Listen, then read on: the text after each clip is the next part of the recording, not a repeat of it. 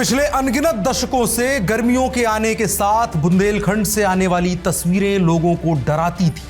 Sir पर पानी भरे बर्तन लिए जाती हुई महिलाएं शायद बुंदेलखंड की इकलौती पहचान बन गई थी। कोई ऐसा साल नहीं जाता था जब इस इलाके से धरती की फटी दरारों को ताकते किसानों की तस्वीरें ना आती हों, जिसे देखकर हम सभी का कलेजा फट जाया करता था। और यह मान भी लिया गया था कि बुंदेलखंड भले ही रेगिस्तान नहीं है, लेकिन यहां के लोग हमेशा के लिए रेगिस्तान जैसा ही जीवन जीने के लिए मजबूर होंगे। बुंदेलखंड के महान और समृद्ध इतिहास के बावजूद यहां जन्मे लोगों की जबान यही कहती थी कि अब कभी बुंदेलखंड में जन्म ना मिले। महीने 2 महीने भर बरसात होती और फिर से इलाका बंजर हो जाता। ट्रैक्टरों में बैठकर लोग 8-8 महीने के लिए पलायन कर जाते। गांव में जिनके पास 20, 40, 50 बीघा जमीन भी होती, वो जाकर किसी भट्टे पर मजदूरी या कहीं फैक्ट्री में मजदूरी करने को मजबूर होते थे।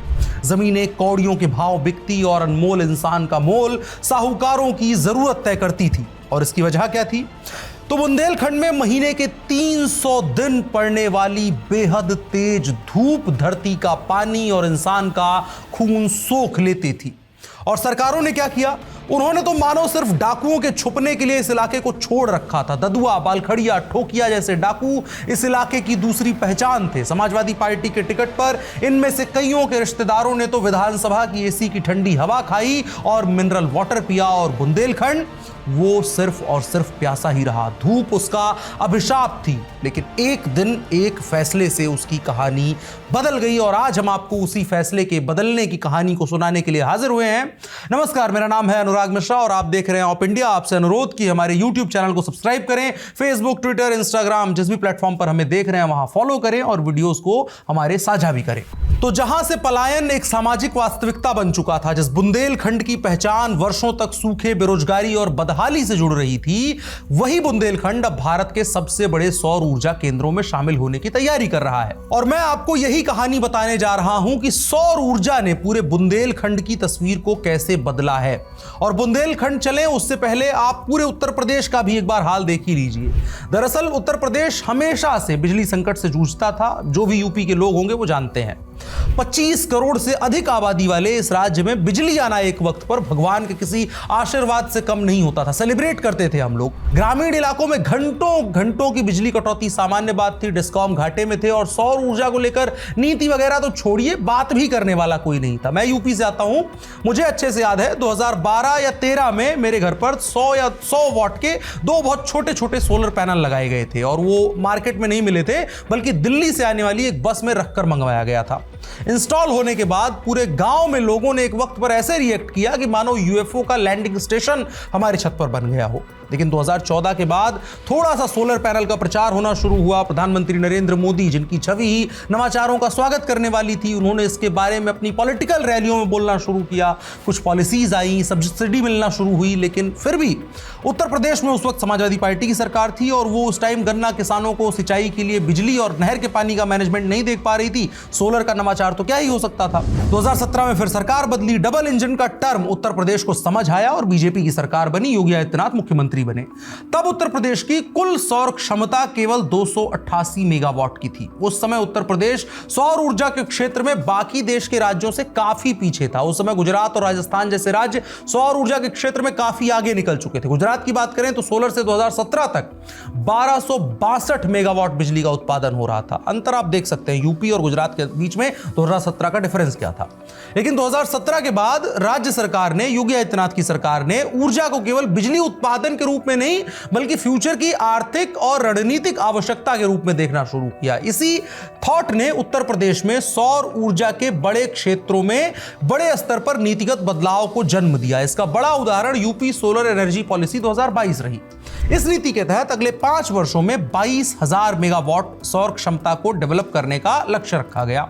इसमें 14,000 मेगावाट के solar park, 4,500 megawatt residential rooftop और 1,500 मेगावाट गैर आवासीय रूफटॉप और 2,000 मेगावाट पीएम कुसुम के तहत शामिल किए गए। इस पूरी व्यवस्था के केंद्र में यूपी नेडा को रखा गया और राज्य की नोडल एजेंसी के तौर पर इसे मिशन मोड में एक्टिव किया गया।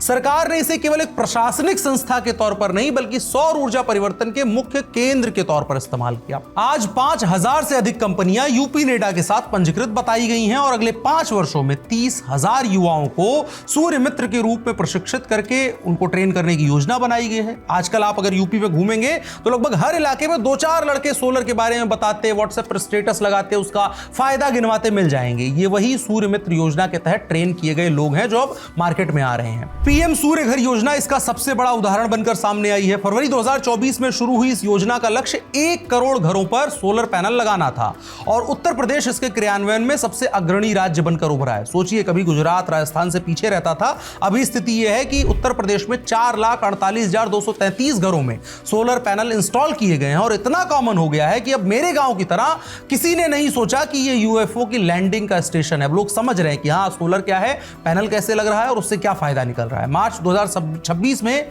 इसका नतीजा रहा कि अकेले 52,729 एक महीने के अंदर रूफटॉप इंस्टॉलेशन हुए हैं और 2017 में पूरे देश में सबसे पीछे रहा स्टेट 2026 में सोलर इंस्टॉलेशन में नंबर 1 हो गया है। और सरकार ने इसको प्रमोट करने के लिए लोगों की मदद भी की। अक्टूबर 2025 तक 1,808.09 करोड़ की सब्सिडी भी वितरित की गई है। इसका आर्थिक इंपैक्ट भी अगर आप देखना चाहेंगे तो समझ में आएगा। बहुत सारे लोग जो खेती के लिए महंगे बिजली कनेक्शन और डीजल इंजनों पर निर्भर थे, उन लोगों ने सोलर पंप्स लगवा लिए हैं, उस पर सब्सिडी मिल रही है। बिना बिल की टेंशन के खेतों की सिंचाई कर रहे हैं। मेरे अपने गांव में आज कम से कम 20 सोलर पंप दिखने लगे हैं।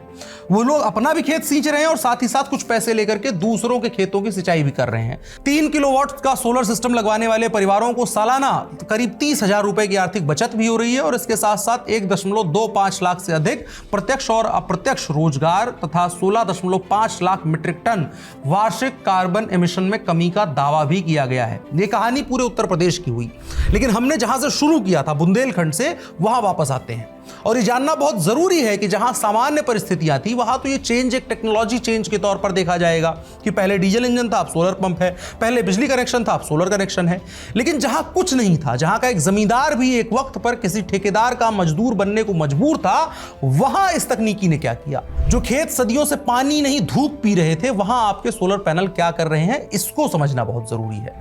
तो आज बुंदेलखंड में टोटल 4,995 मेगावाट क्षमता के 8 बड़े सोलर पार्क विकसित किए जा रहे हैं, जो इन टोटल दुनिया का सबसे बड़ा सोलर पार्क बनेगा। वैसे सिंगल लार्जेस्ट अभी भी राजस्थान भादला सोलर पार्क ही रहेगा, लेकिन कलेक्टिवली अगर आप देखें, अभी केंद्र सरकार की सोलर पार्क योजना के तहत उत्तर प्रदेश और मध्य प्रदेश के जॉइंट बुंदेलखंड क्षेत्र में इन परियोजनाओं को मंजूरी दी गई है। इनमें सबसे बड़ा 1200 मेगावाट का सोलर पार्क जालौन में यूपी में स्थित है। इसके अलावा चित्रकूट में 800 मेगावाट, झांसी और ललितपुर में 600 मेगावाट, छतरपुर में 950 मेगावाट, बरेठी में 630 मेगावाट और कल्पी में 65 मेगावाट क्षमता की परियोजनाएं शामिल है। इन सभी परियोजनाओं को मिलाकर बुंदेलखंड देश के सबसे बड़े सौर ऊर्जा क्लस्टरों में शामिल हो रहा है। उत्तर प्रदेश सरकार और यूपी नेडा इन परियोजनाओं के जरिए बुंदेलखंड को सौर ऊर्जा हब के रूप में विकसित करने की योजना पर काम कर रहे हैं। सरकार का फोकस उन इलाकों पर है जहां लगातार सूखा, कम बारिश और सिंचाई संकट की वजह से खेती प्रभावित रही है। यही कारण है कि बड़ी मात्रा में उपलब्ध बंजर और कम उत्पादक जमीनों को सौर परियोजना के लिए चिन्हित किया जा रहा है। दरअसल बुंदेलखंड की भौगोलिक परिस्थितियां जो हमने बताया आपको कि कितनी वहां पर समस्याएं थी, सूरज किस तरह से, उसकी रोशनी किस तरह से उस इलाके को इंपैक्ट करती थी, खेती के लिए जमीनें बहुत सारी थी लेकिन खेती हो ही नहीं पाती थी और वो परिस्थितियां बिना किसी विजन के अभिशाप लगती थी। आज सिर्फ सोच और विजन का डिफरेंस है कि वही धूप सोने की तरह नजर आ रही है। साल के करीब 300 दिन यहां तेज धूप पड़ती है और एक बड़ा इलाका खाली जमीन का है। इस क्षेत्र को इसीलिए सोलर पार्क के लिए एक बड़ा आदर्श इलाका बना रहा है। जैसे आप देखेंगे राजस्थान में उन्हीं इलाकों में सोलर पार्क विकसित किए गए जहां बड़ा रेगिस्तान है, जहां सीधी धूप एक लंबे वक्त तक आती है। यही वजह है कि केंद्र की नरेंद्र मोदी सरकार और उत्तर प्रदेश की योगी आदित्यनाथ सरकार ने इस इलाके को बड़े स्तर पर सौर इन्वेस्टमेंट को बढ़ाने की रणनीति पर काम कर रही है। इससे पूरे क्षेत्र के ऊर्जा नेटवर्क में एक बड़ा कंट्रीब्यूशन भी देगा। महोबा के कबरई को अगर आप देखेंगे तो यहां ग्रीन एनर्जी कॉरिडोर 2 परियोजना के तहत यहां बने 220 केवी उपकेंद्र से पहली बार 70 मेगावाट सोलर से बनी बिजली यूपी के पावर ग्रिड में भेजी गई है। दूसरा जिला जालौन देखिए, इस जिले में पिछले 5 वर्षों में 300 मेगावाट से अधिक क्षमता की परियोजनाएं स्थापित हुई हैं, जिनमें करीब 1500 करोड़ रुपए का निवेश हुआ है। जिला प्रशासन ने करीब 23,000 एकड़ जमीन का बैंक भी तैयार कर लिया है, जिसके जरिए लगभग 4000 मेगावाट बिजली उत्पादन की उम्मीद की जा रही है। वहां पर प्लांट लगेगा। झांसी और ललितपुर को भी बुंदेलखंड के सौर ऊर्जा हब की रीढ़ माना जा रहा है। दोनों जिलों में 600 मेगावाट क्षमता की परियोजनाएं प्रस्तावित हैं। बांदा जिले में पहले से 90 मेगावाट की सौर परियोजना संचालित हो रही है और यह क्षेत्र भी ग्रीन एनर्जी कॉरिडोर से जुड़ रहा है। वहीं बुंदेलखंड के विभिन्न जिलों में फैली कुल 25,000 एकड़ भूमि पर सौर परियोजनाएं स्थापित हो चुकी हैं, कुछ निर्माणाधीन है और उनसे बिजली निकल करके सबसे बड़ी बात है कि पावर ग्रिड में जाने लगी है। इसके साथ करीब 296 किलोमीटर लंबे बुंदेलखंड एक्सप्रेसवे के किनारे 450 से 500 मेगावाट क्षमता की सोलर परियोजनाएं विकसित करने की योजना पर काम हो रहा है, जिसे सोलर एक्सप्रेसवे कहा जा रहा है। ये अपने आप में बहुत अनूठा एग्जांपल बनने वाला है, ध्यान रखिएगा। उत्तर प्रदेश सरकार एक्सप्रेसवे और सोलर परियोजनाओं को जोड़कर ग्रीन एनर्जी कॉरिडोर मॉडल पर काम कर रही है। इसका उद्देश्य बिजली उत्पादन, ट्रांसमिशन और औद्योगिक निवेश को एक साथ बढ़ाना है। यानी इस वजह से जो एक्सप्रेसवे से जुड़े इलाकों में जमीन चिन्हित करने और निजी कंपनियों की भागीदारी बढ़ाने की प्रक्रिया तेज हुई है। इन चीजों को मिला करके आप देखेंगे तो एक बहुत बड़े चेंज की कहानी लिखी जा रही है। इस बदलाव का सबसे महत्वपूर्ण असर उन किसानों पर दिखाई दे रहा है जिनके पास जमीनें तो बहुत थी, लेकिन उनसे होने वाला प्रोडक्शन उन किसानों का अपना पेट नहीं भर पा रहा था। उनके लिए व्यापारिक काम तो क्या ही कर सकेगा। झांसी और आसपास के कई गांवों में किसान अपनी जमीनें सोलर कंपनियों को आज लीज पर दे रहे हैं। किसानों का कहना है खेती से साल भर में जितनी कमाई नहीं हो पाती थी, उससे ज्यादा रकम अब किराए के रूप में मिल रही है। और यह समझना बहुत जरूरी है कि यह बात सिर्फ पैसे के बारे में नहीं है, यह बेसिक जरूरत की बात है। रोटी, कपड़ा, मकान, जिन मूलभूत आवश्यकताओं की बात होती है, ये उसकी बात है। बहुत कम बारिश, भयंकर धूप और सिंचाई का संकट की वजह से खेती एसेट नहीं, लायबिलिटी बनती जा रही थी इस इलाके में। अब ऐसे में सोलर कंपनियों के साथ 25 से 30 साल के अनुबंध किसानों के लिए स्थायी आय का जरिया बन गए हैं। कई किसानों की वही जमीन जो बंजर या कम उत्पादक मानी जाती थी, अब बड़े स्तर पर सोलर परियोजनाओं का हिस्सा बन रही है। यानी बुंदेलखंड को कभी सूखा और पलायन की भूमि कहा जाता था, वही आज जिले दर जिले सौर ऊर्जा की वजह से इन्वेस्टमेंट और रोजगार और नई आर्थिक गतिविधियों का केंद्र बन रहा है। और यह समझना होगा कि यह कहानी केवल बिजली उत्पादन की नहीं है, बल्कि जिस इलाके को डाकुओं के हवाले एक वक्त पर सरकारों ने छोड़ दिया था, जिस इलाके के लोगों को पलायन के लिए मजबूर कर दिया गया था, अब वो इलाका कैसे थ्राइव कर रहा है आपको देखना चाहिए। उसके लिए एग्जाम्पल भी मैं आपको बताऊंगा। महोबा के पनवाड़ी क्षेत्र के किसान हैं अवधेश प्रताप सिंह। उनका एक इंटरव्यू आया है, उसमें सुनिए आप कहानी। पहले वो 30 एकड़ में गेहूं और चना उगाते थे, लेकिन खेती की लागत, मौसम और जंगली जानवर तीनों जो मिला करके कहानी बनती थी, उसकी वजह से पैसे वगैरह उनके बन नहीं पाते थे, आमदनी कोई नहीं होती थी। आज उनकी जमीन पर 15 मेगावाट का सोलर प्लांट लगा है। 29 साल 11 महीने की लीज हुई है और उन्हें प्रति एकड़ 50,000 रुपए वार्षिक किराया मिलता है, जिनमें हर साल 3% की बढ़ोतरी भी होती है। नतीजा यह है कि बिना खेती किए, बिना अपने पैसे को डायरेक्टली रिस्क पर लगाए, उनकी सालाना आय करीब 15 लाख रुपए पहुंच चुकी है, जो एक वक्त पर शून्य होती थी। नुकसान ही उठाते थे, फायदा नहीं होता था। और यह सिर्फ एक उदाहरण मैंने बताया है। ऐसे लाखों किसानों के जीवन पर अलग अलग ढंग से इंपैक्ट पड़ रहा है। हमें यह समझना होगा कि परिस्थितियां संसाधनों से नहीं, नजरिए से बदलती हैं। बुंदेलखंड की धूप आज से 10 साल पहले भी उतनी तेज थी जितनी तेज आज है। तब वो अभिशाप होती थी, आज वही धूप हजारों मेगावाट बिजली, करोड़ों के निवेश और लाखों लोगों की उम्मीद बन चुकी है। जो एक वक्त पर सुबह का उगता सूरज दोपहर की धौंस देता था, आज वही सूरज लोगों से मिलजुल करके रह रहा है। लोग उसका स्वागत कर रहे हैं। याद रहे 2017 में उत्तर प्रदेश की सौर क्षमता केवल 288 मेगावाट थी, आज यह बढ़कर हजारों मेगावाट के स्तर पर पहुंच चुकी है। राज्य में लाखों घरों में सोलर पैनल लग चुके हैं, हजारों किसानों को सोलर पंप मिल रहे हैं और बुंदेलखंड जैसे क्षेत्र देश के पहले बड़े सौर ऊर्जा क्लस्टरों में शामिल हो रहे हैं। और इसकी वजह सिर्फ और सिर्फ नजरिए की है। यूपी को आज जब केंद्र सरकार 1 रुपया देती है तो यूपी उसमें 1 जोड़ करके उसे 11 बनाने तक खुद को लेकर के जाती है, ना कि सिर्फ 2 बना करके लिमिटेड रखती है। यही अगर मोटा माटी हम जिस्ट के तौर पर समझने की कोशिश करें तो ये समझ में आएगा कि उत्तर प्रदेश में सोलर क्यों डेवलप हुआ। और स्पेशली जिस बुंदेलखंड को एक गॉन केस मान लिया गया था कि यहां कुछ काम नहीं हो सकता है, वहां पर अप्रोच को चेंज करके एक दूसरे ढंग का जब इन्वेस्टमेंट और आइडिया लगाया गया तो आज ये कहानी निकल करके सामने आ रही है। हमने कोशिश करी कि आपको इस पूरी व्यवस्था की जो बदलाव की कहानी है उसको सुनाया जा सके। अगर आप उत्तर प्रदेश से हैं तो आपके यहां किस तरह के चेंजेस हो रहे हैं उसकी ही बातें बता सकते हैं, क्योंकि मुझे जितनी जानकारी है, मैं यूपी का रहने वाला हूं, मैंने जहां जहां लोगों को देखा है, मैंने अपने इलाके को देखा है, लगभग हर इलाके में सोलर के लेवल पर बहुत बड़ा चेंज हो रहा है। उस चेंज की कहानियों को आप कमेंट बॉक्स में बता सकते हैं। फिलहाल की वीडियो में इतना ही। मेरा नाम अनुराग मिश्रा है। आप इंडिया देख रहे थे। धन्यवाद।